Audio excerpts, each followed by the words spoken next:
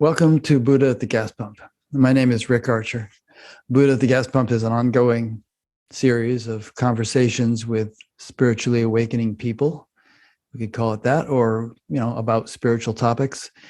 I've done about 630 of them now, I think. If this is new to you and you'd like to check out previous ones, please go to batgap.com, BATGAP, and look under the past interviews menu. This program is made possible through the support of appreciative listeners and viewers. So if you appreciate it and would like to help support it, there's a PayPal button on every page of the website, batgap.com. My guest today is Gail Brenner. I interviewed Gail in 2015 at the Science and Non-Duality Conference, and that was kind of a crazy weekend. I had 6 interviews. I think I moderated 3 different panel discussions. I had one of which lasted all day long. And I had my own presentation, which I'd been working on for months. And I wasn't able to sleep because I was doing so much. I was just really keyed up. So I thought I had done kind of a lousy job, but I actually listened to that interview with Gail the other day, and I thought, wow, that was pretty good. We had a good conversation. Yeah. So today we'll have an even better one. But if you like what we talked about today, you might want to listen to that one too, because hopefully we won't cover all the same points. We'll be covering different things. So Gail, it's been 6.5 years since we last had our conversation. Oh, let me read your bio first. So Gail is a psychologist, author, speaker, and lover of the non-dual teaching with a fire that burns brightly. She is an expert in healing from early trauma and brings to this work years of experience with individuals and groups. Her work lovingly illuminates our everyday humanness with the deepest spiritual truths, and she is known for creating the safe space needed for inner exploration. Gail has special expertise working with older adults. Good, you can work with me today, and their families in the transitions of aging, death, and dying. She was an assistant clinical professor at the University of California, San Francisco, where she trained physicians and maintained a clinical practice. She has published numerous professional articles on coping with stress and chronic medical illness, and is the author of the award-winning The End of Self-Help and Suffering is Optional. Those are the titles of 2 different books. She loves exploring different cultures through international volunteering. Okay. What kind of international volunteering have you done? Well, before COVID, I was in Southeast Asia, and I was working at an NGO in Cambodia, in Siem Reap, Cambodia. We were working on a pilot project to collect data on the health and wellness needs of village families. And then the NGO was going to submit that data to the government to get some funding resources. Great. It was fantastic. It was like a peak time in my life for sure. Cool. How long did you do it? I was there 2 months. Yeah. So Gail, we last spoke about over 6 years ago. And I know this is kind of a gotcha question for some people, but how would you say you've grown in the past 6 years, personally, professionally? How has your perspective changed? How have your understandings of things, your priorities, stuff like that? I think we all continue to evolve. So in your case, what can you say about that? Wow, that's a huge question. I'll start with professional. And what's definitely deepened for me is my interest in trauma and early trauma. And I'm sure we're going to talk about what that is and what we mean by that. And helping people identify the conditioned patterns that kind of live in them and help them to gain the understanding and compassion and skills to be able to move through them. And then bridging that together with the non-dual teaching. And I've been running groups in the past couple of years on this topic, and it just feels like I'm in the right place at the right time, doing the right thing. So that's really evolved for me. Yeah, trauma seems to be a hot topic these days. I know Zaya and Mauricio of the SAND conference did a whole movie or documentary about Gabor Mate, and that's been very popular. Um, and there were, I suppose you could say, there have been times in the history of contemporary spirituality over the past couple of decades where no one thought or talked about trauma very much. But you kind of feel like maybe after everything that people have been through over the years, they've just reached a point, individually and collectively, where trauma really has to be dealt with by many people in order to continue progressing. Yeah, I think there's been a movement in recent years in the world of non-duality and in people interested in the non-dual teaching, which is, and you said before, people didn't talk so much about trauma, and there was more of that pure, absolute, what is non-dual reality and the realization of that. And I think what's shifted more recently is, how do I live this? Like, okay, I get it to some extent. I've had a taste of my true nature. And here I am in my daily life. And sometimes it doesn't feel like that, openness and bliss that I get in certain, experiences that we might have. And how do we live this? And this is where my passion lies. Like, how do we live this teaching in daily life when we're caught in traffic and doing the dishes and the kids are screaming and that to me is where it's really alive, because we're humans. We're not humans and we're humans, and really honoring our humanness. And that includes ways that we have learned to contract into our sense of separation, for a lot of us through our early experiences in life, and to be able to untangle all of that so that and when I say untangle all of it, I don't mean and then it's done and then we never experience it ever again. It's not like that. It's like really being able to be with those experiences that we have where we get caught or grabbed by our patterns, and how do we deal with that and live with that in our lives. And there seems to be a real interest in that these days. Yeah, I think that's really important. And there have been teachers, and probably are now, who, if we brought up the topic of trauma and all, would say, oh, that's just about you as a person. You're not a person, forget that you're a person, and, just tap into that which is beyond your personhood. And then you won't even have to think about it. How would you respond if someone said that to you? Well, it doesn't seem to work. And when I say work, it's like, well, yes, I get that. And then, I go home for the holidays to my parents and it all goes out the window. And that's a real experience that needs to be honored. And I think, with that sort of absolutist kind of teaching, it's a setup for us to feel like we're doing it wrong or feeling badly about ourselves, or I must not be getting it. And those are all part of the inner critic and some of the harsh ways and shameful ways that we've learned how to treat ourselves.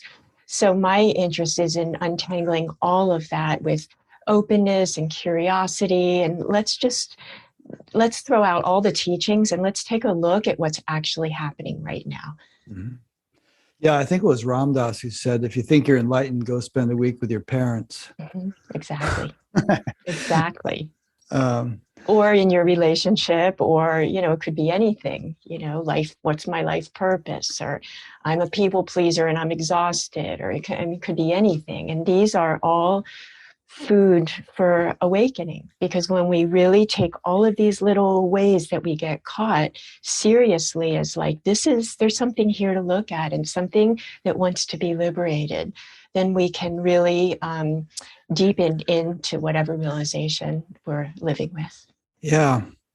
Now, going deeper into let me just ask you a simple question rather than me pontificating. And then if I want to add something to it, I will. But please define trauma. It means a lot of things, and it's a buzzword, especially in this day and age. But it really means something. So when I use the word early trauma, it's a phrase that I use a lot, it means what happened early on in our lives that that made us leave our true nature or contract or develop strategies to try to cope with difficult situations? What are the feelings and the emotions that remain in us from that? How do these things show up in our lives?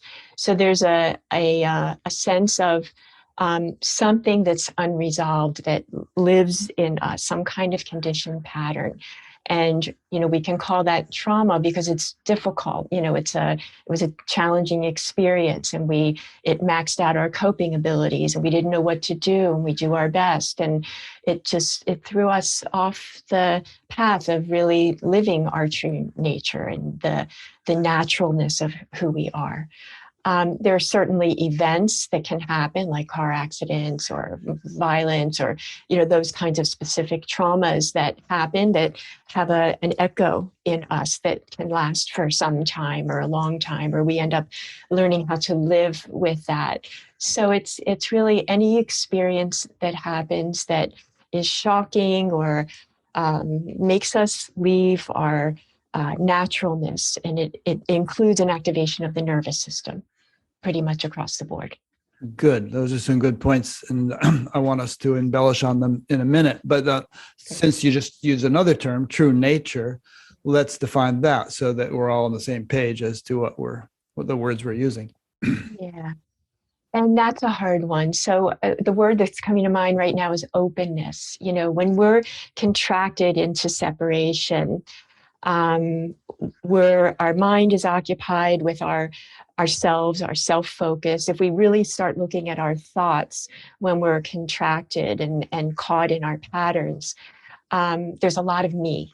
I'm this, I'm not safe, I'm upset, or that shouldn't have happened to me. And when that begins to be able to release, and it certainly can do that, there's availability and openness. It's almost like a non-definition of who we are. We're just here and available in reality to what's happening. And it's not veiled by old patterns and stories and conditioning from the past. And we're open to creativity and aliveness and curiosity, and there's no defenses. And this is something I'm sure we'll talk more about, because in knowing ourselves as consciousness, we're not defended. Nothing is excluded. That's all the province of the separate self. So true nature, I've used lots of words interchangeably around that. And it's our naturalness, it's our natural state, our natural way of being that's not coming from fear and not coming from a sense of lack and not strategizing to make ourselves safe. It's just alive here and now and open to life.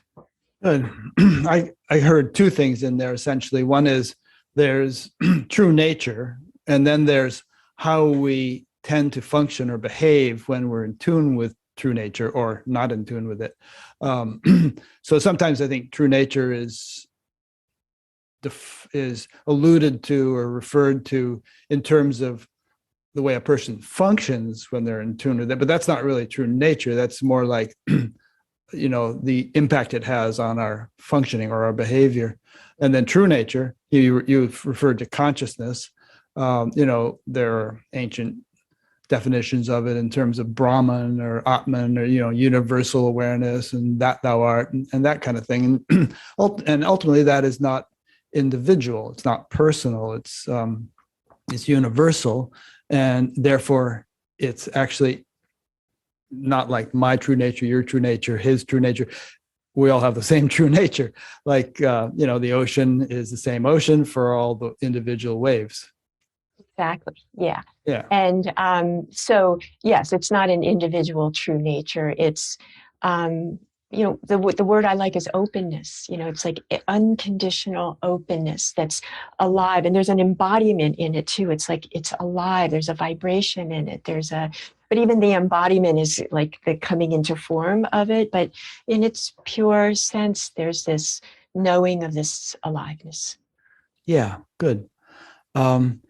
And then, just to refer to some more traditional stuff, and there's a modern correlate to it too, which is that you were talking about how we come into this life and we kind of lose our true nature. What was it? There was a phrase. Can I just clarify? We lose our knowing of it. We Our don't knowing of it, lose right. it. Yeah. Sure. And that's pretty much universal, wouldn't you say?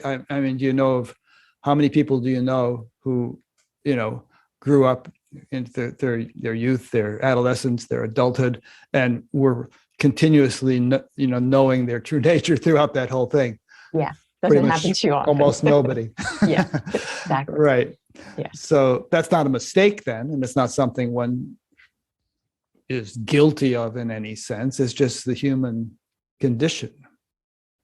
Exactly. And I always invite a lot of openness and compassion around all of it, around everything, around this whole exploration, because we tend to judge and wonder if we're doing it wrong. And I really want to give a medicine for that, which is we're humans. We grow up, we come into the world with whatever we come in with, we learn whatever we learn.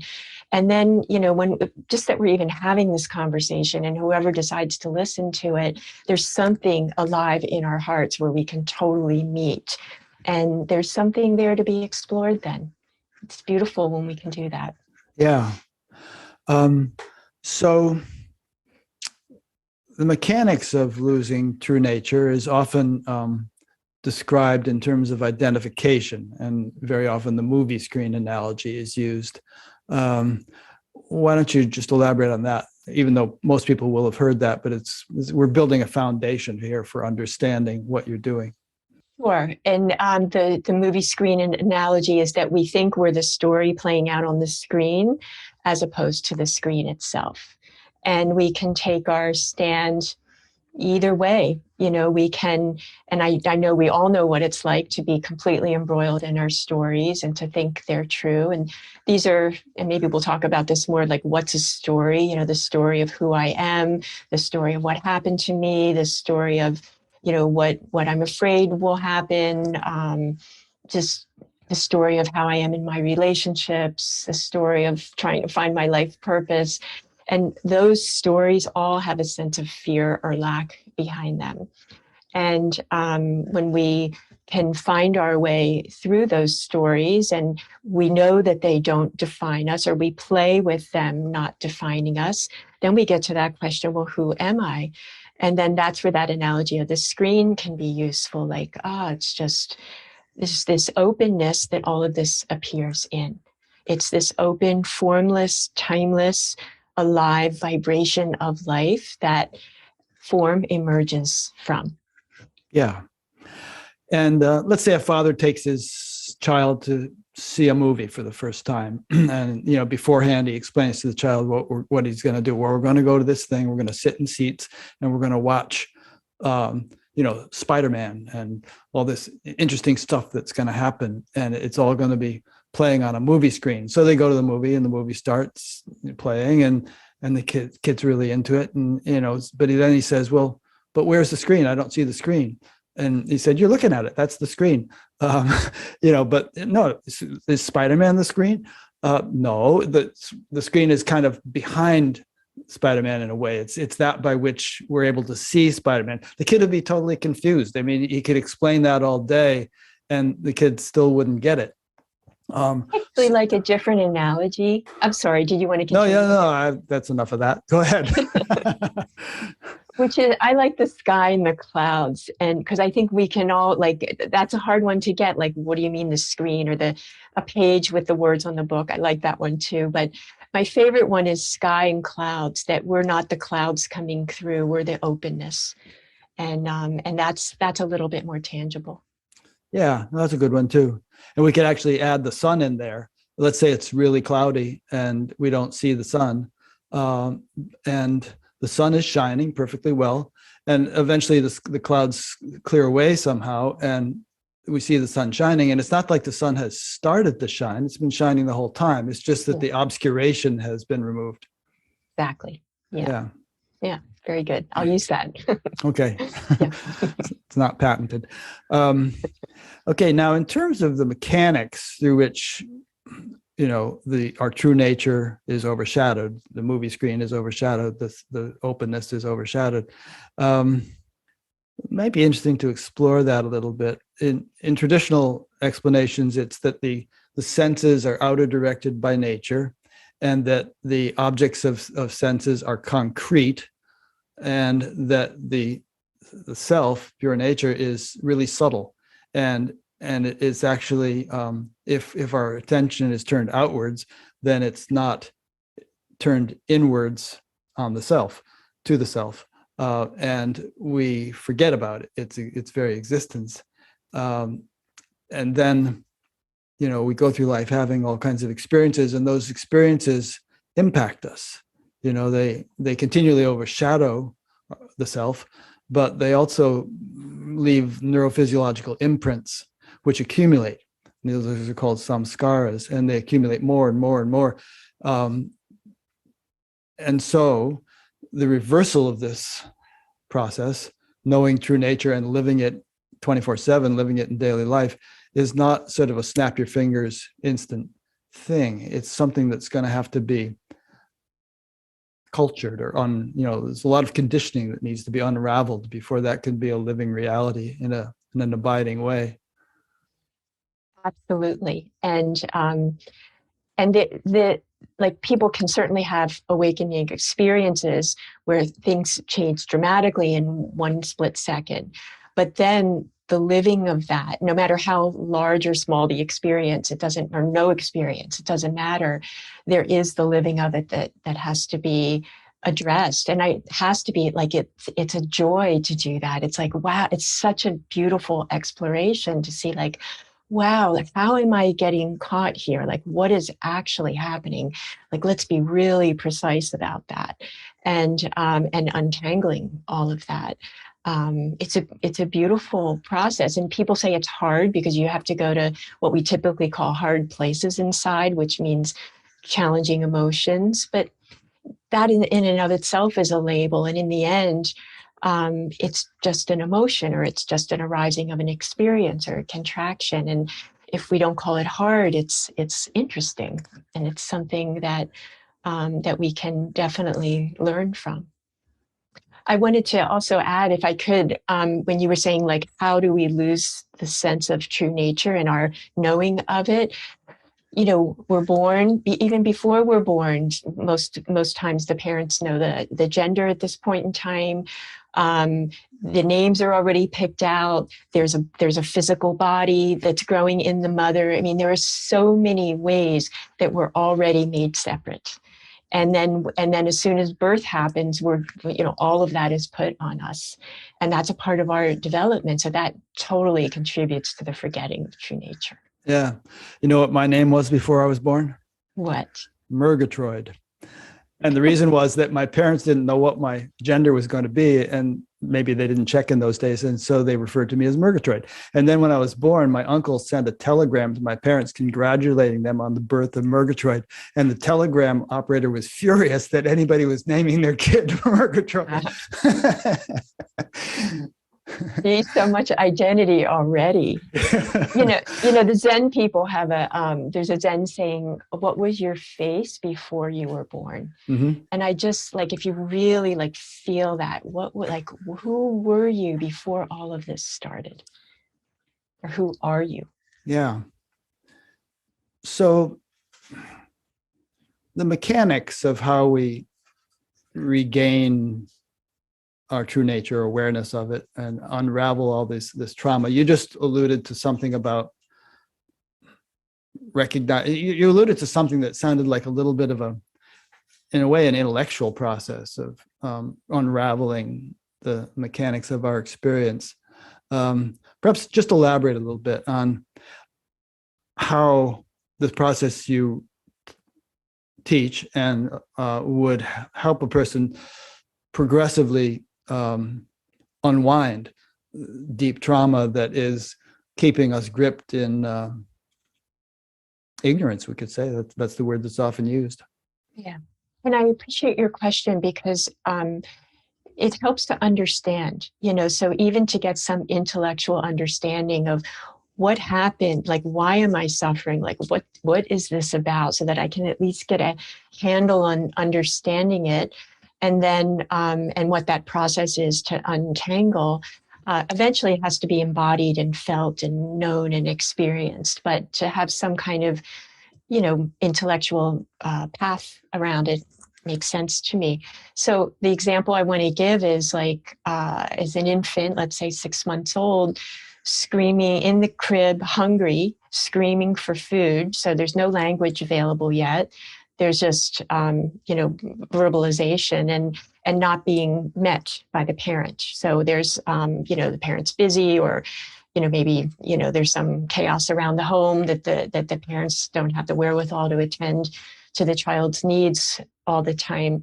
So what is the experience of that infant? It's extreme physiological upset, like terror to the point of I could actually die. And it's true. If the food doesn't come, we're dependent for a long time as humans. So, there's this terror that I'm going to, die if I don't get my need met right here. And then if the need isn't met, so there's no like reflection of confirmation that makes sense, or acknowledgement of the feeling and the terror around that. Where does that feeling go? Like, how does a being cope with that? It's really hard. And it goes, lots of things can happen. We say that the emotions get lodged in the body. So there's some kind of contraction. And some people say that, even if that happens enough and it's not explored and released, it might, be the root of physical illness and physical problems that we have. Certainly, what arises from that contraction is, how do I cope with this uncopable situation? And then we come up with all kinds of strategies like hiding or pleasing or being hypervigilant to the people around us so that we can do the right thing to hopefully get our needs met. If there's violence in the home, we want to disappear. So many things can happen at that point. But the point here is that experiences happen, and sometimes for many of us, they happen over and over and over for years in our childhoods, and they get stuck somehow if we don't have the love and care and support that we need to have these move through. It's possible to have all this stuff move through.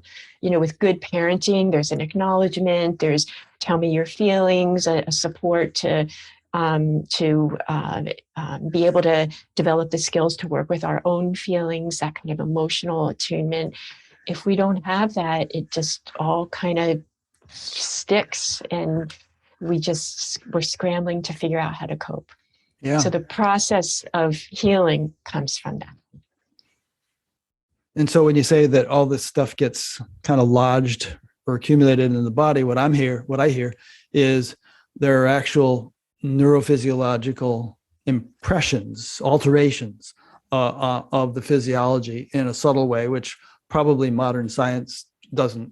I'm quite sure they don't fully understand it, and which the ancients also had their explanation of, and also probably didn't understand it as a modern physiologist would. But the basic idea is that we accumulate gunk, we accumulate stresses, we could say, or impressions or some scars, and they pile up layer after layer after layer after layer, and we don't know how deep they go, how many layers there are.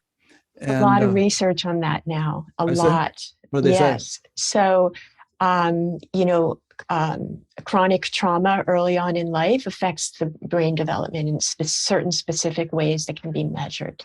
So, like an example would be a gratitude practice or a breathing practice that can help to calm the nervous system and kind of shift the neurophysiology around. Those things are at the neurochemical level, they're recommended because they help to rearrange very grossly speaking, rearrange the brain and, get us to a point where we can remake connections that were lost or learn how to work around them so that we can function well in our lives as adults. Yeah, no, they really do rearrange the brain. And there are studies on long-term meditators where the prefrontal cortex is thicker, and Exactly. There's all kinds of things they can measure with fMRI and stuff like that. In my own experience as a long-term meditator since the 60s, I've had so many experiences, sometimes on 6-month courses and other such things, where really deep stuff has come out, stuff that I didn't even know was there. And sometimes slowly and sometimes suddenly. I mean, I've had times when I'm deep in meditation and all of a sudden I'll practically jump out of my chair because all of a sudden there'll just be this deep boom release of something. And then it'll all sort of settle down again. And, but I kind of have, I don't know, maybe I have a bias toward meditation or something, but I just, through my own experience, feel like there's so many deep layers of stuff to be removed or to be healed or to be resolved. And one has to go really deep to resolve them. I mean, let's say using an ocean analogy, if there's all kinds of pollution deep in the ocean, you can't clean it up just rowing around on the surface with a net. There's something has to be done to get you down to those depths in order to really access those deep things. I like meditation for that, but I know it doesn't work for everybody, and not everybody is going to do it to that extent, but that doesn't mean you can't go to those places and heal. But that was so beautiful what you just described, because what you provided is this open, unconditioned space for these things to come. And I when we give ourselves that sense of space, and I want to also use the word safety, because stuff doesn't usually come out that's buried in us, old emotions or physical contractions or whatever. If there's not a sense of safety, it went underground because it wasn't safe. So there needs to be safety to bring it out. So when you've been meditating for a few days and, you're very quiet and there's this open space and open heart and just openness to everything, which can happen in a long meditation retreat. It's not surprising at all. Like, it's time. There's like a sense where these things can come. The way I say it is come for liberation, come to be illuminated with consciousness, to be seen, to be felt, which is why they went underground in the first place. They weren't seen. They weren't acknowledged. They were so overwhelming. We didn't know what to do with them. So they go underground, and then we give the conditions for them to come out, for release, for liberation. Not just once, it happens. I mean, you've been doing this many, many years, and it still happens, I'm sure. And the same in my own experience. It's not like we reach an end point and we're healed. That isn't it. But offering that open space is such a gift. Yeah, I've been told that even the Buddha meditated all of his life. And I think it was either him or Vivekananda, who was obviously almost a contemporary. Someone asked him, why bother if you're already enlightened? And he said, well, I just like to keep the mirror really clean, something like that. Yeah. Papaji said, stay vigilant in my last dying breath. Yeah. Interesting. A similar way of explaining it, similar to what you just said, is like, when we go to sleep at night, we have dreams, right? And and I think the dreams are probably in many cases a release of something that wouldn't easily get released if we weren't sleeping. But when we are sleeping, the body is deeply rested, and it has these natural healing processes that can kick in when it doesn't have to do other things. And so meditation can be like that too, where you just settle into this deep restful state, either in an individual meditation or on some kind of extended retreat. And stuff starts the body naturally has its healing mechanisms, and they kick in, they get going when the body isn't and mind aren't being applied to other activities. Yeah, it has to go slowly. For some people, sitting and meditating is too much. Yeah. There's too much there that's been unexplored. So yes, big yes to meditation, and there are other ways. And I think people really need to hear that. Like, if you can't meditate, it's fine. I get it. I totally get it. And then you begin to just, very gently peek in to see what might be there that wants to be brought into our awareness. And trauma almost always happens early trauma always happens in relationship, and it needs to be healed in relationship. So we don't have to go it alone. We don't have to sit there and meditate on the pillow by ourselves and like feel every little thing. We can seek out help or come to groups or, find ways when we really want it, we'll find our way to get support around this because we're all going through it and it's not always easy. Yeah. And some great teachers have said what you just said. Shankara and Ramana more recently, said not everybody can just sit and meditate. It might be that karma yoga is the best thing for you, engage in some kind of activity. Then later on, after doing that for a while, you might find you can sit and meditate because enough clearing has taken place. Yeah, so to have that openness around it and no judgment, like whatever you feel that you need, honor that. It doesn't have to be anything other than that. Oh, yeah. I mean, this show is kind of a reflector of that. And I interview such a variety of people, and I never have the attitude that, well, everybody should be doing such and such. There's, whatever works. Yeah, exactly. I feel the same way. Yeah. And obviously things do work. I mean, I've seen so many people get so much benefit out of so many very different things. That's right. And that in a way is kind of the way God rolls. I mean, you don't see only one kind of flower or only one kind of animal. There's this huge abundance of variety in nature and in the universe. And I don't see why our spiritual progress shouldn't also have a great deal of variety in it. I love that there are so many teachers. We find our way to the ones that resonate, and I think that's very valuable. To really trust ourselves inside about what we need, or if we don't even know what we need, like what's my next step? What's like, if something's burning in you or something's curious or something's like fed up. I love fed up, like I'm fed up. So I have to look for something beyond the known. That's a beautiful place to be fed up. And to follow that and to be with that, not to follow it to fix it, no, but to be with it, like, let that flourish, like fed up. What does that feel like? Burning question, curious, and just let that guide you because it will.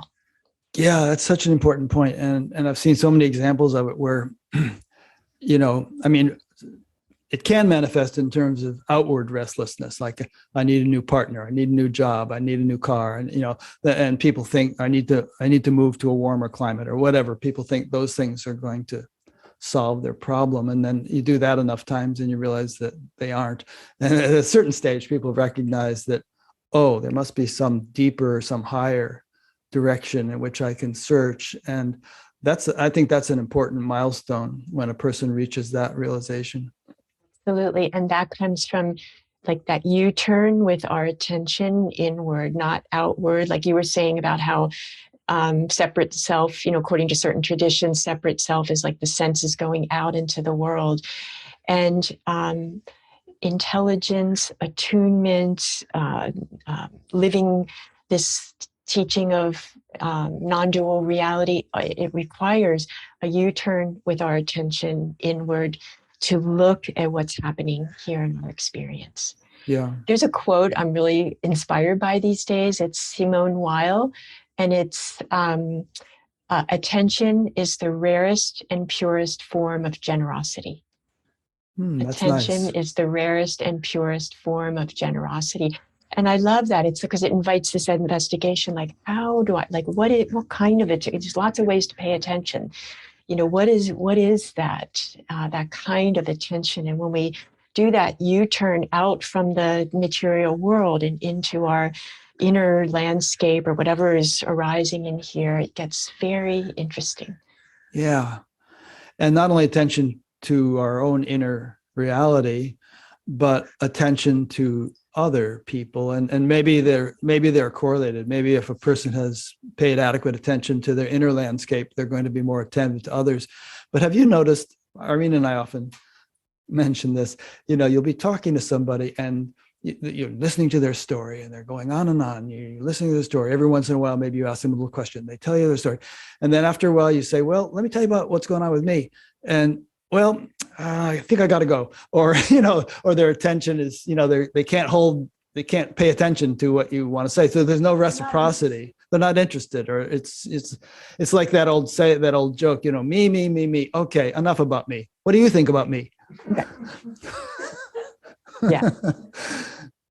So maybe that came to mind when you mentioned that attention is the greatest generosity, because there's a certain generosity in being able to pay attention to people. I think there's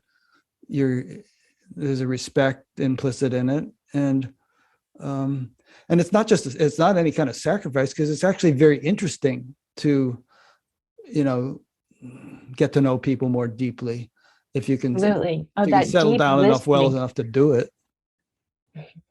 Yeah, that deep listening to someone else, that open attention, not through veils, like I want you to be a certain way, or I'm scared to connect with you, or I don't want to be intimate, or I do and I don't. And, with those veils dropping, there's that possibility of intimacy with others. But I think it goes both ways. Like, I think some people are very attuned to to paying good attention to other people, and they miss themselves. So it includes both. Huh. That's interesting. Well, if a person does that, I'm just trying to think of that, and wondering if that describes me. I don't know if it does, but I guess you could use indulgence or interest in other people as a way of avoiding self-scrutiny. A person could throw themselves into charitable work of some kind or humanitarian work and burn out because they haven't attended to themselves enough. Is that the kind of thing you're alluding to? That could certainly be a dynamic. I mean, we have so many ways as humans that we've come up with to avoid ourselves. Yeah. And that's one of them. So if you say, and this goes back to early trauma. So say that someone, that you're born into a family, you're the fifth of 5 kids, and you don't get very much attention, and you learn to, you get all the A's, and you make yourself useful, or you do whatever you can to get attention from others. You learn very early on in life to leave yourself and to be very outward oriented and other oriented, to be attention getting or pleasing others or whatever it is. And then it's in people who have that dynamic, that the movement of healing is to turn the attention in and include, get to know like our feelings, our thoughts, our body, our experience, like our likes and dislikes. Some people don't even know, and including all of that. We get to be included. You think this is something anybody could just learn to do, or do they need a therapist to help them? I don't think it's an either or. Yes, I think people can learn how to, people can make progress around that. But for some people, even to pay kind attention to themselves inside, that's a big movement. If they've been somehow brought up with the idea of, inadequacy or worthlessness or whatever, even to be kind to yourself inside or self-care, but those kinds of basic things, that can be hard for some people. Yeah. Do you think that part of the reason it's hard is that if you've been neglecting paying attention inside, when you dip your toe in that water and try to begin to do so, the water is too cold. You encounter discomfort, and therefore you shy away from it and get back into the distractions so you don't have to do it. Well, that's the nature of addiction and relapse that you just described. Yeah, the addiction is to avoid it, and then you say there's a period of being clean or not using or whatever, and then things are going to come, because that's how it is. That they're there to come, these feelings and difficult experiences coming to come to consciousness, and it might be overwhelming or not enough support, or they're not ready or whatever, and then there's a relapse. Yeah. Now, addiction is an extreme example, and I know if a person gets addicted to something, they it becomes very unpleasant when they don't have that thing for a few hours or, after a little while. And so it's kind of life is a constant attempt to kind of numb out. It's like trying to push a beach ball beneath the water. It keeps trying to pop up. And it takes a lot of effort to hold it down. Yeah. But of course, that was kind of one of the realizations I had when one night in July of 1968, when I was sitting in my bedroom in the basement of my father's house. And I just kind of realized, if I keep going on like this, doing drugs and stuff, I'm going to live a very short, unhappy life. And I thought that the only way out of this is to kind of turn within and start cleaning things out instead of trying to escape, through various substances. And, but, for me, at least, it was immediately rewarding. It was an immediate, relief from what I had been going through. And so it wasn't like I had all of a sudden to confront this Pandora's box of horrible stuff. Maybe for some people it is, but I've been able to manage that, I think, in measured doses over the years rather than anything that was too much to handle. Yeah, I don't know why. I'm the same as you. When I realized how much was going on inside of me that I wasn't aware of, I was just like, bring it on. I wanted to see everything and I wasn't afraid of it at all. I just saw it as the ticket out of suffering, and it was. But yeah, it's definitely, people are built differently than that. Yeah. Yeah. There's that old adage that, God never gives you more than you can handle. Mm-hmm. I don't know if that's true or not. I'm also reminded of Star Wars, Luke Skywalker saying to Yoda, "I'm not afraid." And Yoda says, you will be. Like, you ain't seen nothing yet, kid. You're going to have to go through some stuff. Well, there's a fire. Yeah, I think that's true. Yeah. So as we go along here, don't feel like you need to just, if anything comes to mind and I'm not asking the appropriate question to enable you to express it, say, hey, I want to talk about this, and just kind of launch us into it. Okay. Yeah. Well, I have something in mind. Do you now? You were just reading my mind, I think. Ooh. Yeah. I should. I wanted to talk. Yeah, you're psychic. Did you know that? I got to start cashing in on it. Well, go ahead. I wanted to talk about it's coming up right now, as to what happens when we turn our attention inward toward ourselves, and what does that have to do with healing trauma, and what does that have to do with freedom and living our full aliveness? Like, how do we put all those pieces together? And I guess the place to start would be to look at what a pattern is, a conditioned pattern. And I know this because I've just examined it a million times within myself. And I think if anybody who goes in, you're going to see this, maybe you'll see something else. But what I notice is that there's some story going on in the mind. So there's something in the realm of thought. And there's usually what we call an emotion. And with that is some pattern of physical sensations. So that gives the sort of broad view of what we need to investigate to be free of these of the effects of these patterns. So if somebody comes to me and says, I'm depressed, that doesn't actually have a lot of meaning to me, because it's a broad word that could describe a lot of different things. So I want to know, like, what is actually happening? Like, if you're suffering, or if if you're like afraid of, if you're afraid of people and you feel like you need to limit yourself or hide or whatever the movement is, what is actually happening? Like, that's the beginning of the investigation, because until we know how these patterns work, we can't really do anything about them. That's why I think to some degree, the standard and more absolutist non-dual teaching, just drop all of that and go to reality, go to reality, go to reality. If you can do that, that's great. And I think that's the right way to handle that. That's the path to freedom. But when that can't happen naturally and easily, then there's something else that's being called for. And it's really looking at, like, what are these patterns? How do they show up?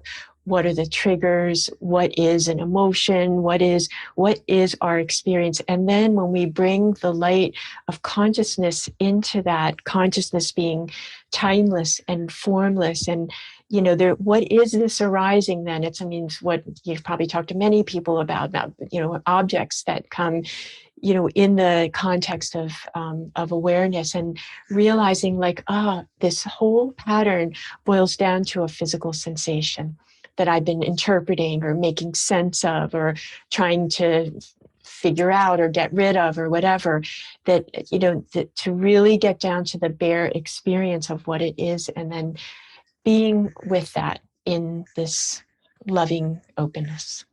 Yeah, that go to reality thing can be a recipe for spiritual bypassing, Exactly. Yeah. And it can be a true recognition too. But yes, it can, if it's skipping over some strong feeling or something. Yeah. Spiritual bypass. Yeah, I suspect that more often than not, it is a spiritual bypassing thing. Yeah. From my experience. But this thing about the physical sensation, I think, is very significant, because we were talking earlier about how trauma does have a neurophysiological correlate or basis. Let's say you've been over in Iraq and Afghanistan, you come back and you're just like, a pressure cooker of stress.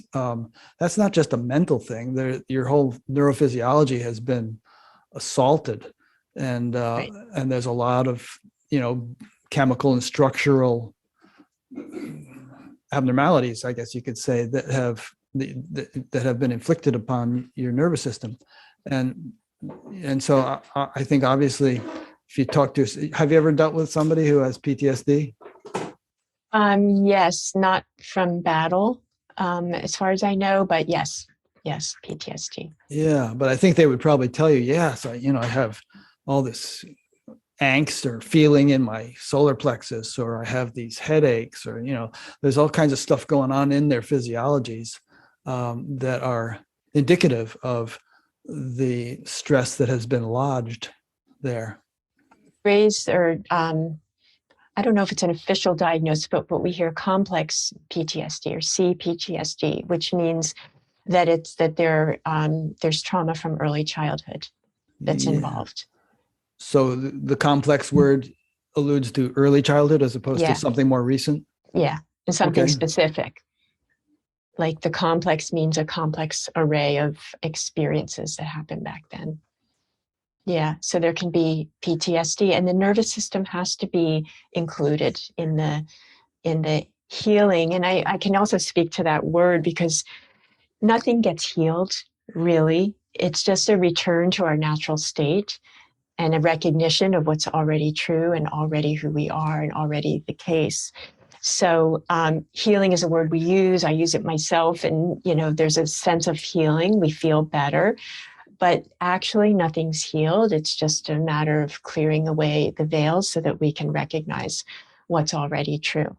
And for that to happen, with trauma, there has to be an attention to the body. Let me just push back on that a little bit. Let's say, a person has suffered a lot of stress, some kind of abuse or battle, fatigue or any such thing. There have been physiological changes which are not desirable, and if the physiology can undergo positive changes such that it's no longer holding on to those chemical or structural abnormalities, why wouldn't you call that healing? Well, I would say in that sense, there's a shift that's happening, but with that sense of relaxation and back to the normal homeostatic state of the nervous system, of calm, basically back to that sense of calm, that's the pathway into relaxing our bodies, relaxing our attention away from the stories that go with that contracted physical experience. And then we're more open to life as it is, to creativity, to inspiration, to wonder, to all of that. And so that's that's not a healing that makes that happen. It's a recognition of what's already true. Yeah, on the psychological level or mental level, it's a recognition of what's already true. On the physiological level, it might be a restoration of a more normal way of functioning. Yeah, that's a good word, restoration. Yeah, Yeah. finding rest. I mean, very few of us know that we long for this deep rest and we don't feel it. I mean, if I could say there's one pandemic, it's anxiety. It's just the nature of life in our human world for most of us. And it's hard to feel anxiety all day. We just don't know how to rest. Yeah. I do. Good. I always get enough sleep, enough meditation, enough exercise, and then I do whatever I can do in the remaining hours. But that's always my first Beautiful. priority. Yeah. And also, I mean, obviously, there are since we're talking about physiological stuff, there are all kinds of things one can do. I just mentioned exercise. I think that's really important for everybody. Also, things like yoga and maybe massage and, I don't know, sensory deprivation tank or anything that can enable the nervous system to de-excite. One of the kind of tools that I like the best, that's the easiest actually, is deep breathing. Yeah. Because there's a lot around, just slowing everything down. We go very fast in our culture these days, but slowing everything down, paying attention to the breath, putting our attention on the inhale and the exhale, getting curious about that. And there's it's physiological, evidence that when we lengthen out the exhale, in particular, we're activating the parasympathetic nervous system, which is the relaxing part of the nervous system. And for those of us with early trauma or perpetual anxiety or dealing with a lot of stress, whatever, I have a breathing practice myself, and it's just been transformative. I love it because and you get conditioned, there's a conditioning that can, an adaptation in the body that once you've practiced it a while, like the body just knows that relaxation state. You probably have that if you live that way. Yeah. I don't know if you're familiar with Patanjali's Yoga Sutras, but he has what he calls this 8 limbs of yoga. And breathing is, I don't know if it's an entire limb, it might be, or it's part of one of the limbs. But in any case, there are all these different facets, everything from ethical, considerations to physiological culturing things like, breathing and various mental aspects of it. And, sometimes people describe those as sequential. You're going to go from this, you're going to master this, then you're going to get on to the next one, and then get on to the next one. But how limbs actually develop is simultaneously, either in a fetus or in a child, that they're all growing at the same time. So I don't think one has to one can utilize all kinds of different strategies involving different aspects of our mind-body system simultaneously, and they all supplement and complement one another. Yeah, exactly. I think if I'm remembering this correctly, the Yoga Sutras are about, the 8 limbs are about preparing the body for meditation. So the final one is meditation. The final one is samadhi. The final is okay. Samadhi. There's dharana, dhyana, and samadhi. Those are the final 3. But still, those can all develop simultaneously and in a pace with one another. It's not like you have to really master one, then the next, and then finally you're going to get samadhi. You can have samadhi on day 1. Like we were talking earlier, you can have a glimpse of this inner awakening, but then you still got a lot of house cleaning to do in order to make it an abiding state. Yeah.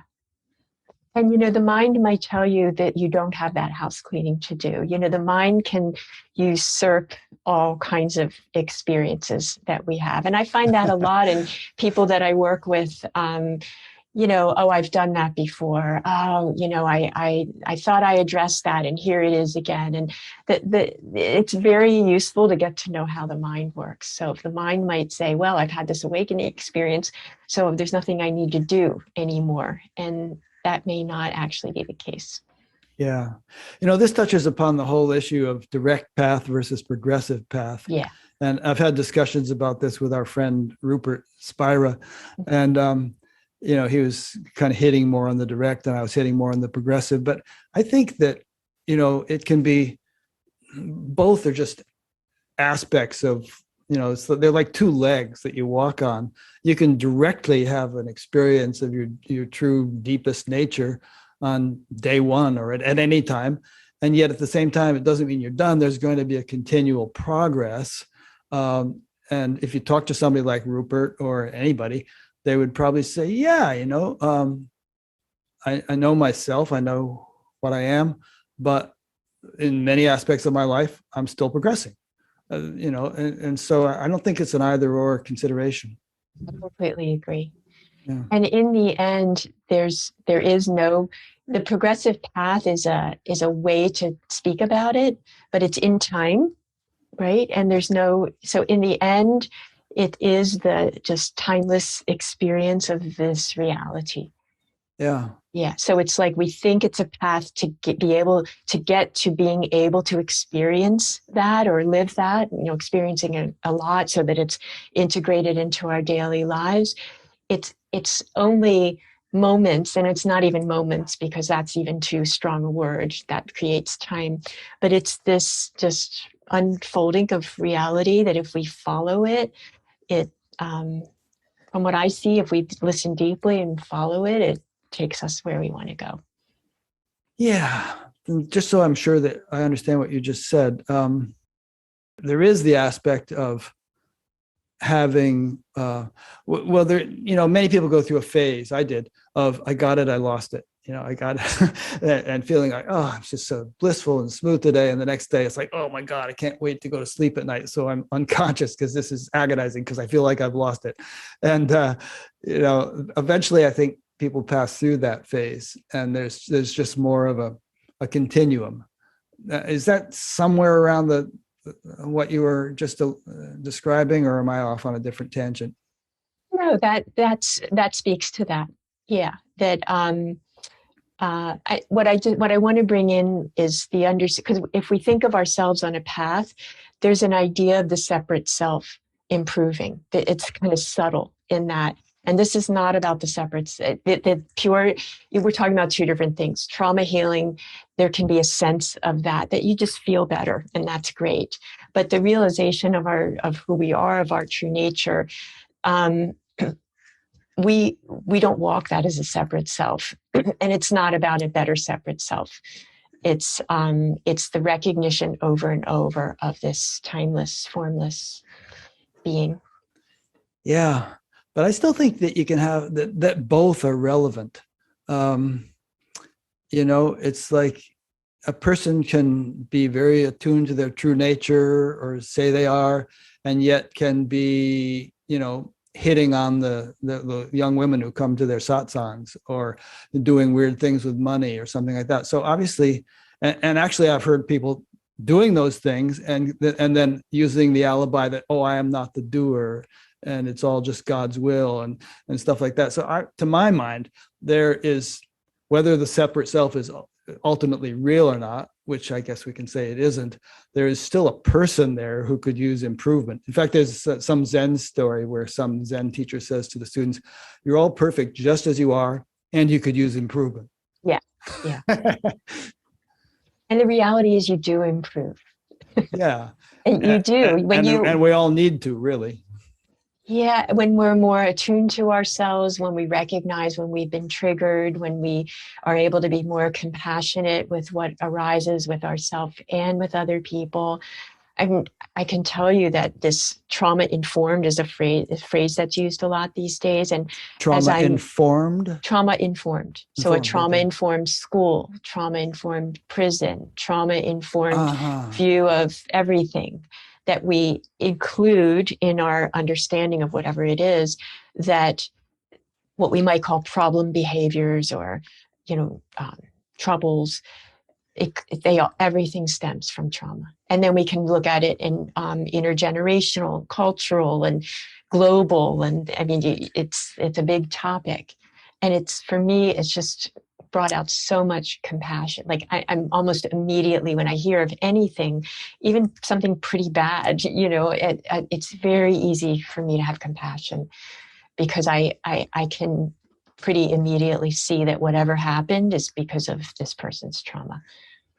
Forgive them, Father. They know not what they do. Exactly. It doesn't mean it's right, or it doesn't mean, we don't need to change or do something about it, but it certainly helps with compassion and understanding.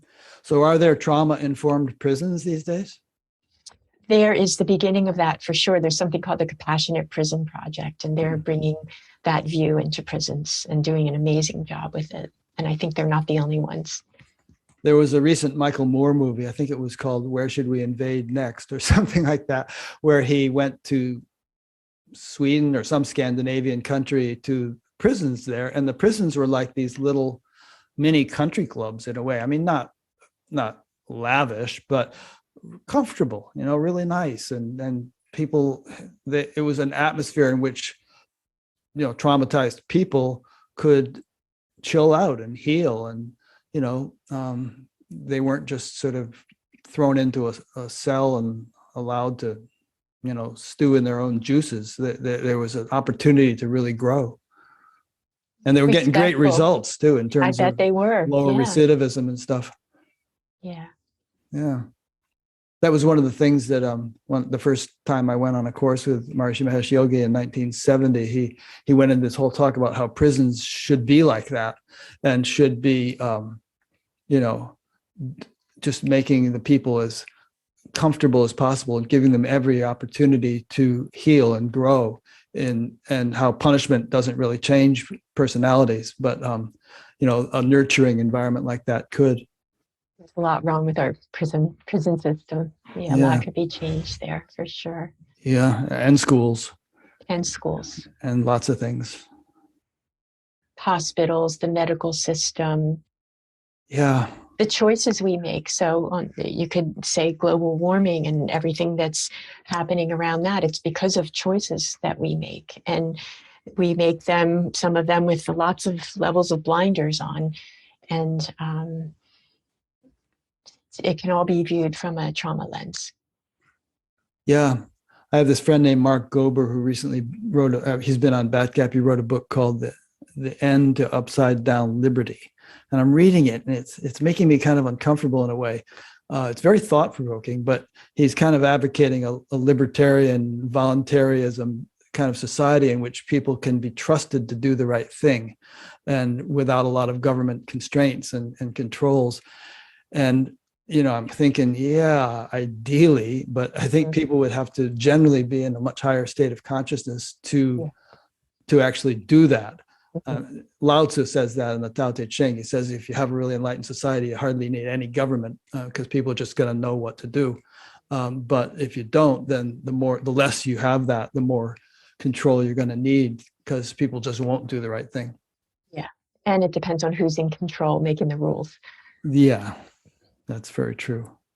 Well, that's a little bit of a tangent, but anyway, what next? What haven't we talked about? We have plenty of time left, but I want to make sure that we cover everything that is dear to your heart and that you want people to know.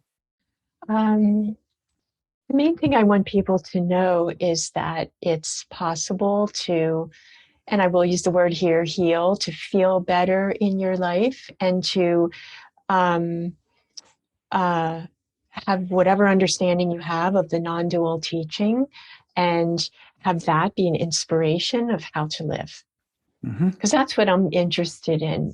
I'm interested in, and other people are interested in other things, and that's fantastic. But for me, what comes is like our human lives, our individual lives that we live. Like, we're in our relationships. We go to work every day. We have friends who get sick, whatever. And, and how do we, aging, we were just talking about before we started here, how do we meet that with grace and care and love and openness?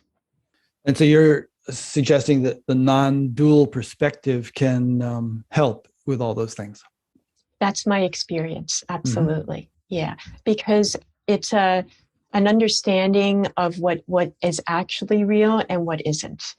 And, in knowing that this human life is temporary, it arises, it's beautiful, and it's in its myriad expressions, and it's temporary and it's going to end. So, with that understanding, what do we bring to the moments of our lives? like to really live in those bigger questions. Yeah, I think that's important. And also, since you just mentioned non-dual, yes, the human life will end, but life won't end. Exactly. Exactly. And that's important, because Yes. if you think that, okay, well, maybe I've got 20 years left and that's the end of my existence, that would be a very different perspective than realizing, okay, maybe this body will have served its purpose, but my life will go on. Yeah. Or life goes on. Life goes on. Yeah. Or my life. I mean, if we Maybe. Yeah. I don't accept know, actually. reincarnation. Yeah. Yeah. Yeah. I don't really know about that. But yes. And here we are living this human life. And how do we want our relationships to be? And then what gets in the way of our relationships being the way we want them to be? And how do we navigate that?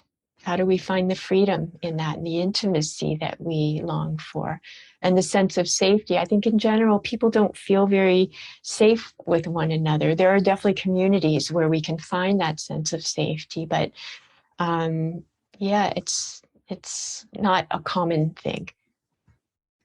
Yeah. And so when you say all that, it makes it obvious, and should make it obvious to people, that when you say non-dual, you're not just sort of brushing off all relative considerations as being Maya or, illusory. Quite the opposite.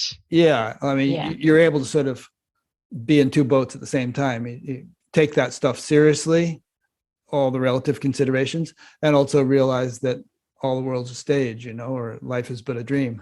Like an example would be attachment to outcomes. So that's a concrete example. So if we have an expectation or an attachment to the outcome, we want something to be a certain way. That's totally mental. It's of the separate self. It's created from somewhere. We might be able to look at the conditions that created that, or maybe not. But if we're attached to an outcome, we're set up to be disappointed. And then there's that sense of inner and outer. It's like, oh, I'm not one with life. I don't feel like I'm one with life. I feel like life isn't serving me, or life is disappointing me, or that life in the form of that other person is disappointing me. And so when there's attachment to outcome, there's friction and clunkiness and not free flow of living this beautiful reality that's possible. And then letting go of attachment to outcomes, which is a big statement. It's not like we just like flip the switch and let go, but at least even entertaining that we don't have to have our hands on the wheel trying to drive the bus all the time, because that doesn't really get us the peace and happiness that we're looking for. So, letting go of that sense of control, or examining it and investigating it, and see where it's coming from and what it is and how it grabs, and how it might be okay to just peek out of the comfort zone and not be so attached. And it's a completely different way of being from doing and fixing and future oriented, outcome oriented, to just plain being here, being open, being receptive, letting ourselves be guided, accepting things as they are, like welcoming our emotions instead of trying to fix them or avoid them. And then we're more aligned with the free flow of reality as it is. There are a couple of verses in the Gita which I find very useful in that regard. Some of them talk about how you are not the doer and nature does everything, and you have nothing to do with it. You're just kind of like a witness to it, and it's just unfolding as it according to divine intelligence or something. But there's another verse which says you do have control. You have control over action alone, but never over its fruits. And it could be that different people at different stages of their growth see those two things in their lives, or it could be that there's a way in which they can be seen simultaneously. But you have control over action, so but never over its fruits. So in other words, you do your best in the moment, whatever you're doing. I'm doing as good an interview right now as I can with whatever comes to mind and the things I think to ask you and so on. But I don't know, the electricity could go out, or some people just won't like this interview or something. I don't have any control over that, so I can't really be attached to it. You can't, but you can, and then you suffer, or you can't, and then you let it be. Yeah. Yeah, but say you are attached to the outcome and you find out somebody doesn't like the interview, and then you feel badly about it, and then you ruminate about how you should have done it differently. And this is common human life. You may Yeah. not do that, but that's what a lot of people do. That's just like a seed for suffering. No, I actually do kind of do that. Very, Okay. very often after interviews, I'll think, oh, I shouldn't have said that. Oh, I should have said that. Yeah. It's like I kick myself a little bit. And then usually emails will come in at some point. Some people say, that was the best one you ever did. And others, Yeah. somebody else says about the very same interview, that was the worst one you ever did. Mm-hmm. Yeah. So you get kind of flexible after a while. Yeah. So Maybe Go we ahead. can just touch on practices, Please, because yes. I think that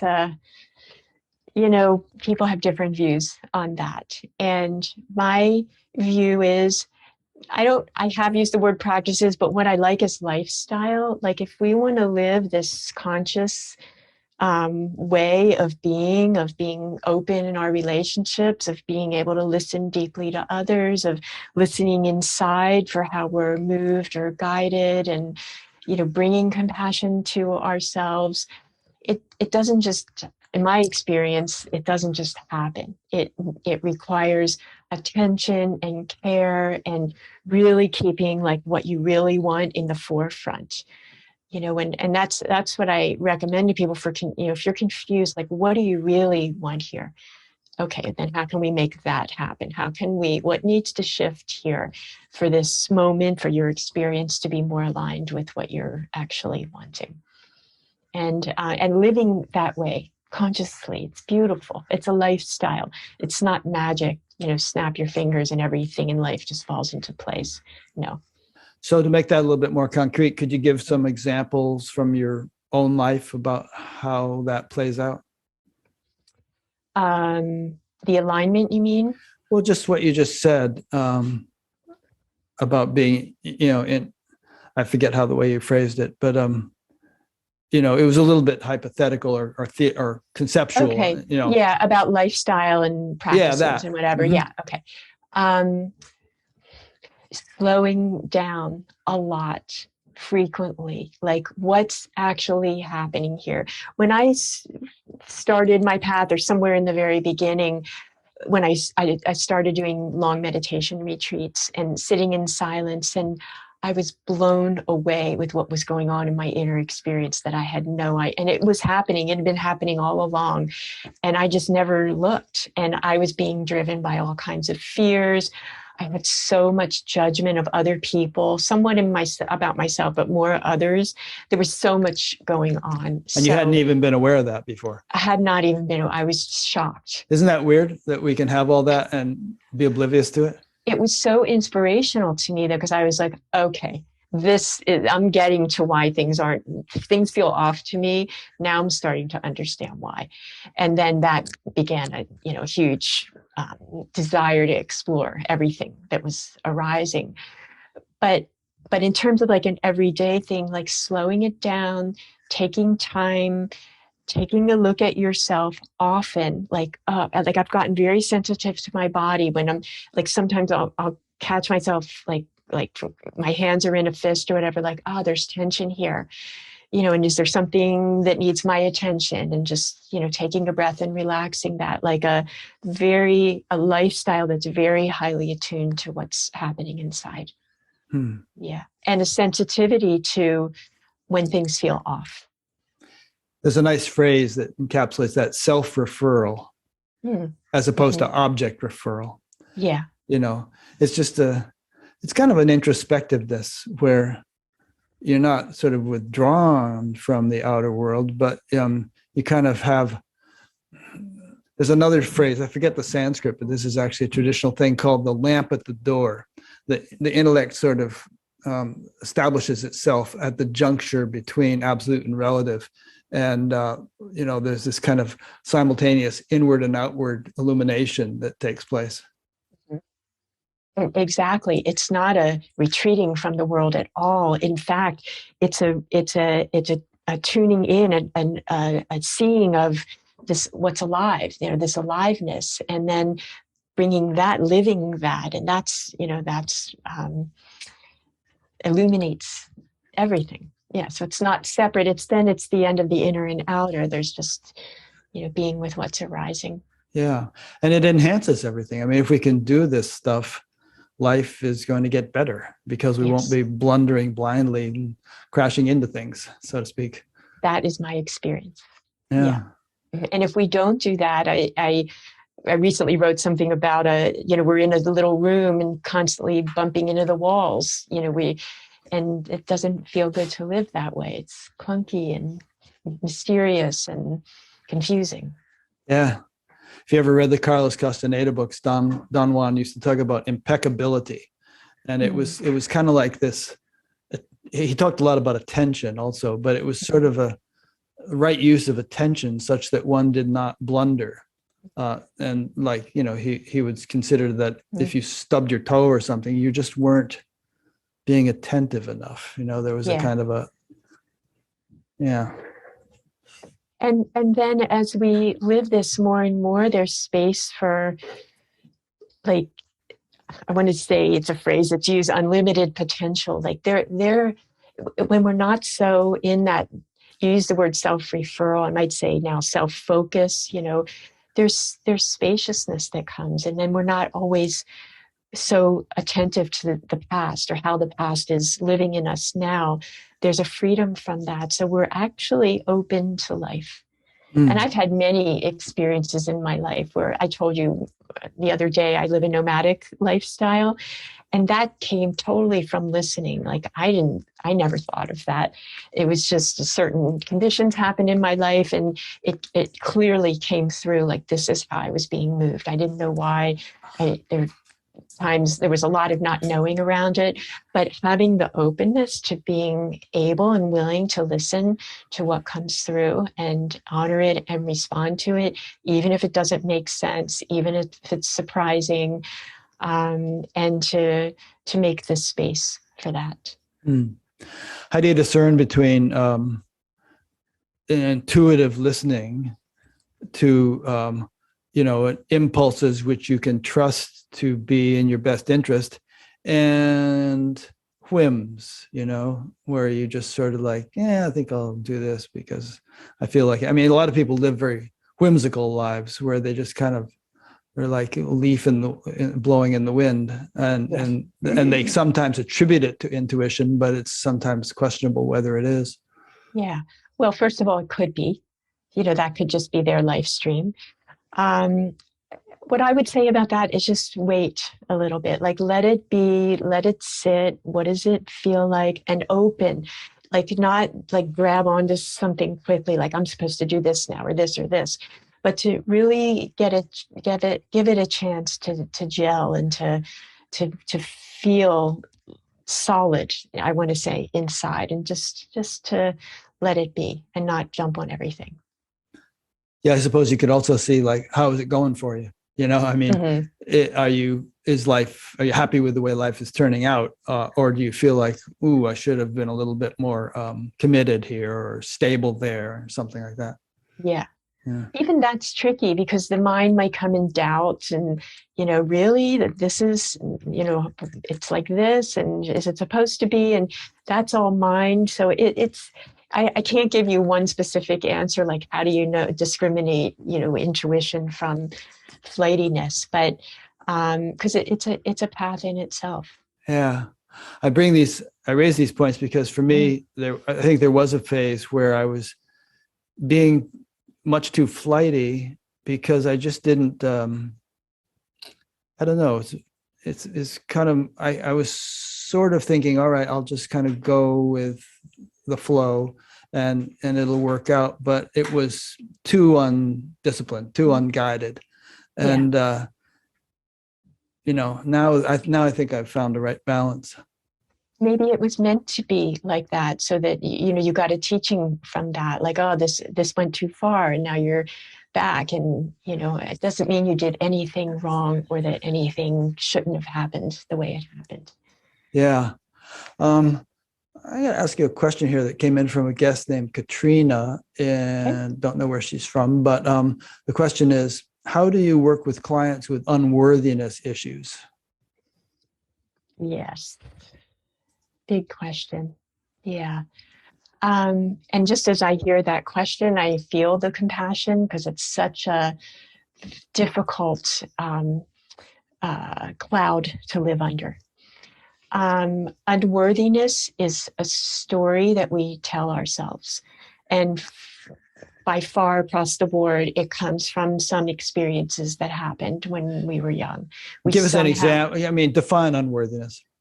Unworthiness is so we tell ourselves we're not good enough. We speak to ourselves harshly. You know, I can't do this, or I failed at that, or I should have said that or done that.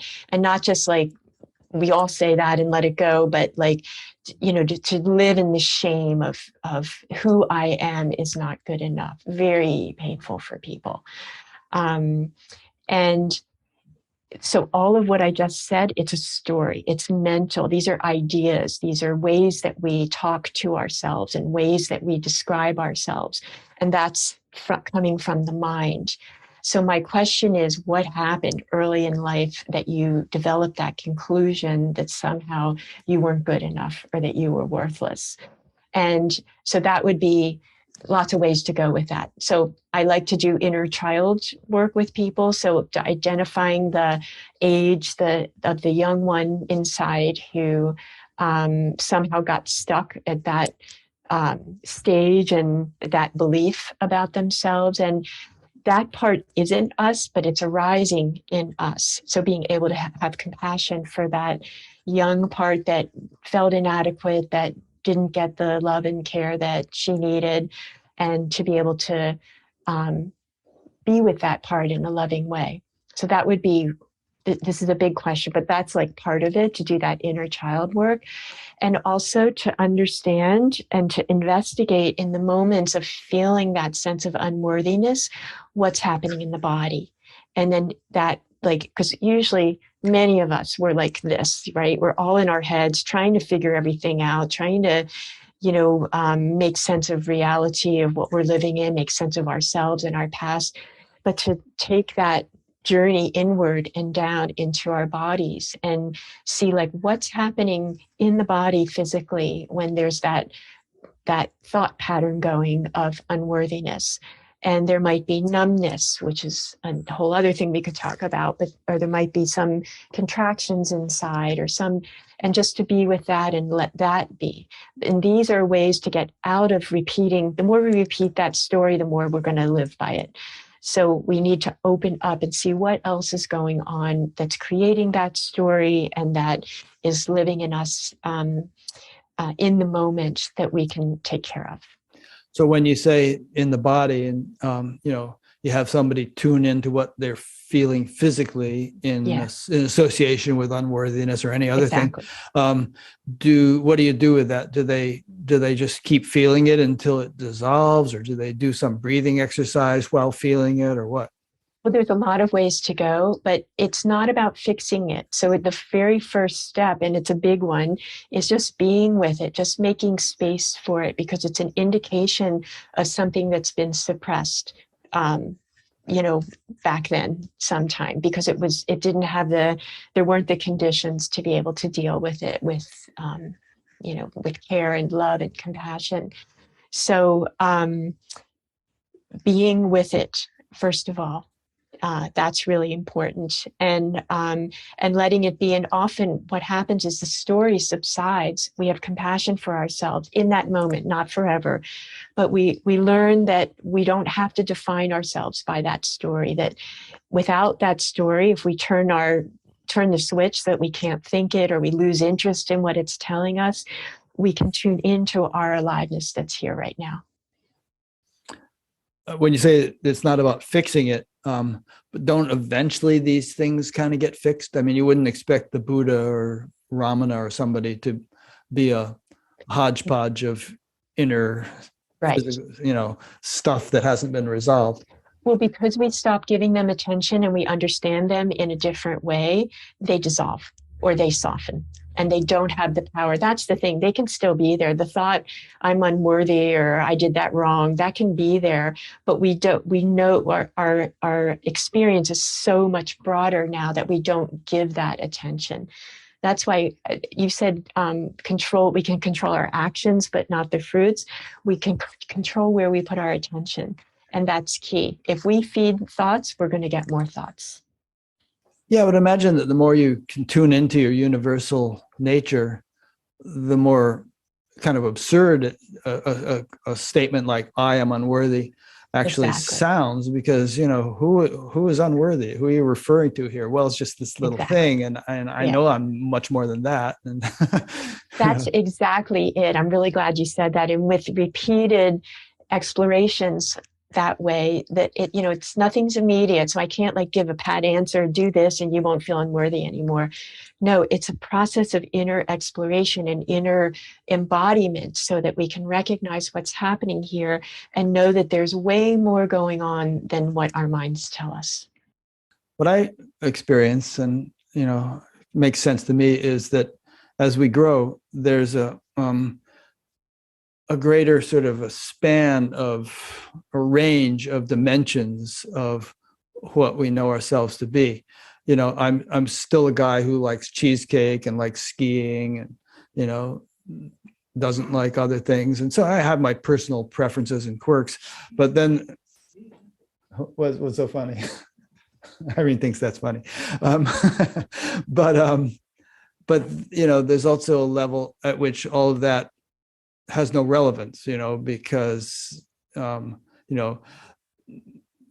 being or true nature or whatever is not something which could eat cheesecake or ski. It's a silent field of awareness that is beyond preferences, or Yeah. and certainly then beyond there's individual limitations. And then there's Leela, which I'm sure you know, the divine play. And that's what that is. Oh, great. I like cheesecake and I don't like cream puffs. Great. Right. Yeah. It's fun. Yeah. Yeah. So when I hear somebody talk about inadequacy or many other things, I think, okay, yeah, but if you could somehow expand the scope of your experience, of your awareness, then there might still be some little thing like that on the surface, but there's a much deeper dimension in which shortcomings or limitations like that just don't have any place. That's exactly where this deeper exploration takes us into. It's not about getting rid of anything or that thought shouldn't happen anymore. It's the shift of identification, really, is what you're speaking to. Yeah, It's that's what like I'm I trying to say. don't define myself by that anymore. It can be there, no big deal. It's I'm unworthy or the sky is blue. It's no different of a statement, just a statement going through the mental realm here. But we can always open to our aliveness. And when we identify with those kinds of statements that feel very limiting, it's like we're in tunnel vision and we're not seeing all of what's possible. Yeah. Well, it's good this is coming up, because this is kind of what we were talking about in the beginning when we were using the movie screen analogy or the clouds analogy and talking about identification. What we're really, and we were talking about what is true nature and all that. What we're saying is, one can live a life or develop a life in which there's just a much vaster scope of one's,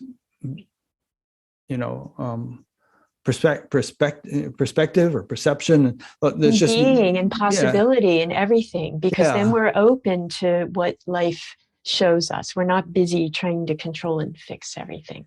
Yeah. I guess the wave analogy comes in handy. A wave might say, I'm just a little wave. But if a little wave also realizes, oh, I am the ocean, then one's size as a wave is not that big a deal. So an inadequate wave who knows it's the ocean. Yeah. Softening of that, it's just like, oh, it's like, yeah, there's a tenderness in it then, like, yes, that little wave thinks it's inadequate, but it's not really. Yeah. Okay, good.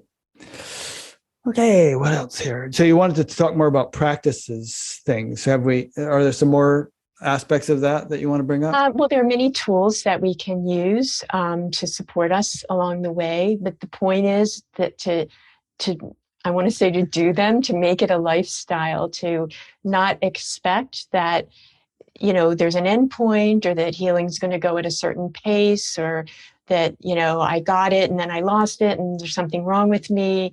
Those are common mindsets that people have.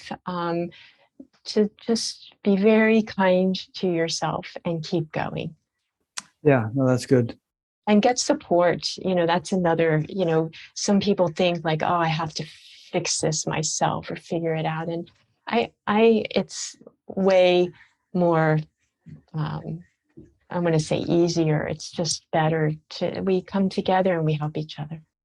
There's a beautiful thing towards the end of the 10th mandala of the Rig Veda where they say, no, it says something like, about being together in a group and knowing your minds to be functioning from a common source, and how an assembly is significant in unity. That's one of the phrases there. But there's something about a collection or a gathering of people who have opened to their true nature being exponentially more profound than each of them singly. Yeah, and you feel that, like when you meditate in a group, like we all kind of know that sense. John Klein has a beautiful quote, something, I'm not going to be able to say it verbatim, but two people rarely meet.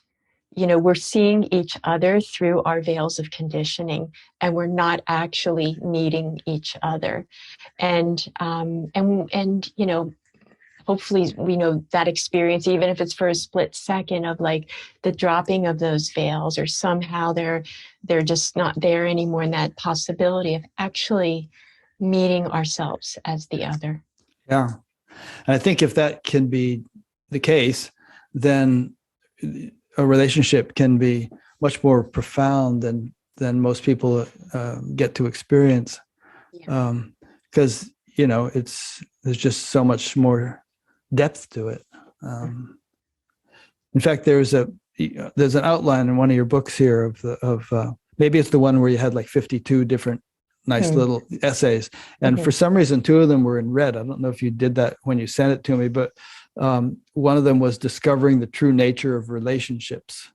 And I forget what you said in that essay, but I don't know why you highlighted it in red, but maybe you wanted to call my attention to that, and we're kind of getting to it. So what is the true nature of relationships?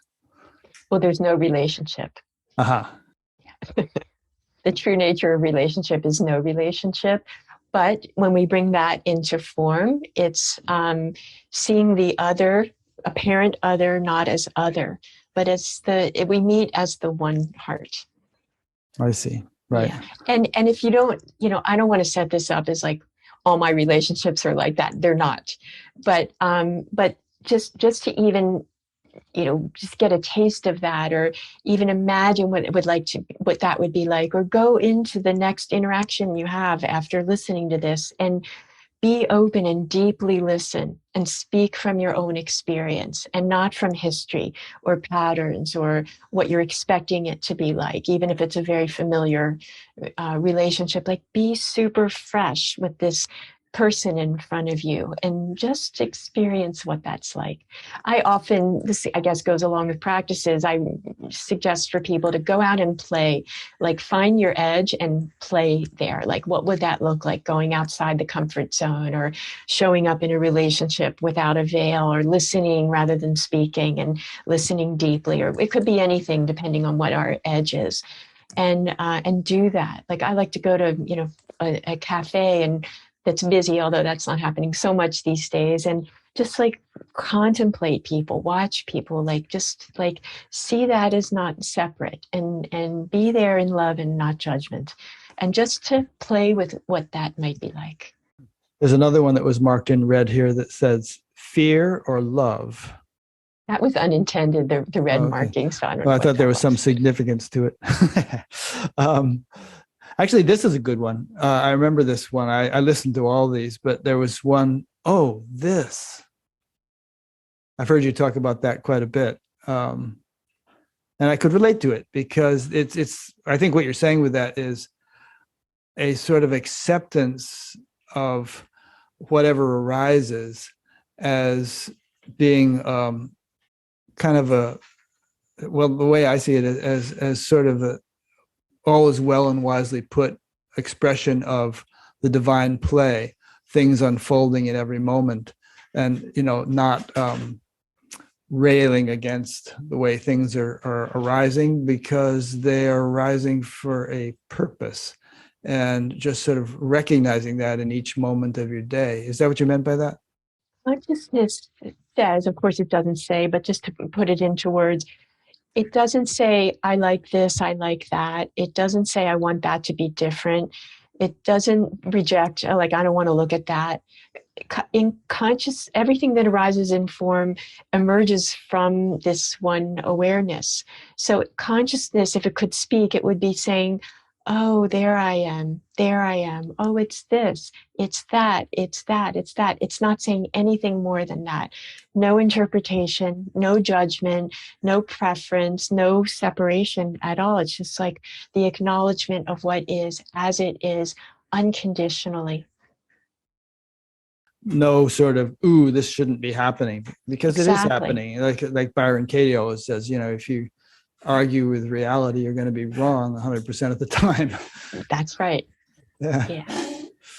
Yeah. All righty. And so, and then I would, suggest a practice like when we go around saying, oh, this to everything, and then see what arises with that. There's going to be an, oh, not this at some point, and then there's that resistance, and like, okay, notice, there's some resistance, and meet that feeling, like what's behind that. Is it fear or sadness, or what is the root of that, and be with that lovingly. I'd say that one overarching conclusion I would make about this conversation, and just about every conversation I have, is that if there's one thought I could instill in people, it would be that there is a great range of possibility for any human being. There's a great range of potential unfoldment of, deeper understanding, appreciation, experience, and whatever else we do in life, that should be our ultimate priority. Unfolding that, exploring that, and to the extent that it is, and to the extent that we pursue it, life will be fulfilling and interesting and exciting, and be an adventure. We're in it. We're grounded in it, embodied, living it in an embodied way. And if one is feeling that life is drab or boring or meaningless or frustrating or anything else, it's not that it really is. It's just that, we haven't somehow, it's like, you might bite into an orange and conclude, ooh, oranges are bitter, but you're just tasting the surface level of the orange. When you get into the inner value of it, it's sweet. I love that. Yeah. Yeah. Take a bite of life. Yeah. Yeah. Okay. So, anything by way of wrap up or conclusion point? I want to say one more thing, which is, we've talked about, non-dual awareness and awakening, and then trauma healing, what we're calling it. And they're both needed. They're not mutually exclusive. This is my concern, let's say, about traditional therapy, that it's about, as far as I can see, helping people to improve and feel better in their lives. And I totally get that, but it doesn't get to the core of the nature of identity. And so trauma healing is needed. And this investigation into the nature of identity that's offered by the non-dual teaching is also needed. And when they come together, it's a beautiful opportunity for deepening, for freedom, and for the capacity to live this teaching. Yeah. Didn't you write a book about, the end of self-help? That's what I was looking for. Yeah. And which is what you just said, essentially, which is not to say that, self-help is utterly worthless, but it just doesn't go deep enough. Right. There's no self to be fixed. Yeah, that's what it is. There's no self that needs to be helped. We need help, but it's not that to improve ourselves or be a better version of ourselves. That's a common phrase. It's to really, it can be, there's nothing wrong with that, but it's not going deeply enough. It's not going all the way. And all the way means to understand that we're not anything that our thoughts tell us that we are. Yeah, I would say it's a both and thing. I mean, you can be a better tennis player, a better violinist, a better cook, a better anything, better lecturer or whatever you do, better astrophysicist, but life is not just about those things. And if you neglect the sort of deeper dimension, then those relative pursuits will never really be satisfying. And there will be a sense of anxiety or dis-ease, or isn't there more? Or that's a sign that there's more. Yeah, no, that's good. I'm glad we're touching upon this, and I think a lot of people feel that way. That, like you were saying earlier, anxiety. A lot of people are sort of feeling like there has got to be more to life, but not knowing quite what it is or what it might be, and kind of searching for love in all the wrong places, so to speak. Mm-hmm. There was a song by that name. There was. Not only love, but just searching for meaning and gratification in all the wrong places. Right. And if there is a searching for meaning or gratification, let's investigate that. Let's not keep searching and spinning. For anybody spinning, let's stop the spinning and go deeper and see what's actually going on. Okay, so what do you do with people? I know I listened to a couple of sessions of a webinar you had, and that people were really enjoying that from what I heard them saying. Do you have those periodically, and how else can people listening to this plug in to what you're doing?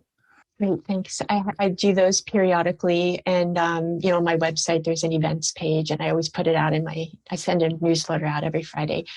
And I do courses also, sometimes through Open Circles. I have one coming up with SAND, and these are longer courses, so 5 sessions or 6 sessions, it's whatever it happens to be that time, but it's an opportunity to go deeper into this possibility of trauma healing and awakened living.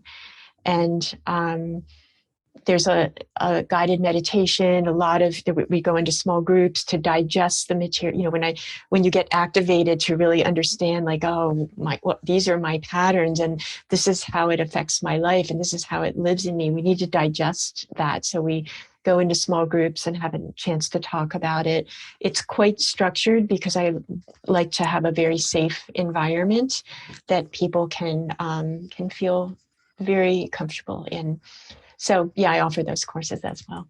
Yeah, I noticed on the scienceandnonduality.com website that you had a course. So I suppose there's a link on your own website to that course on their website, is there? There is, yeah, under my events page. Okay, yeah. So I'll just link to your website and people can go to your events page, and obviously that'll change over time as the years roll on. That starts February 12th this year. There's time for people who are listening to this now. It's about a month from now. Yeah.